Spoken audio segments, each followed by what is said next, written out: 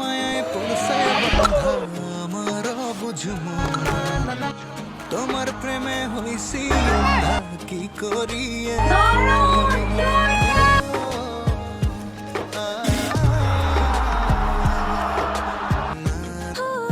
Yorker আমি রোয়ানার কাছে ডাল ভাত, কিন্তু এই যে আমি তোমার দু চোখে তাকিয়ে কপকাত, এর কি হবে?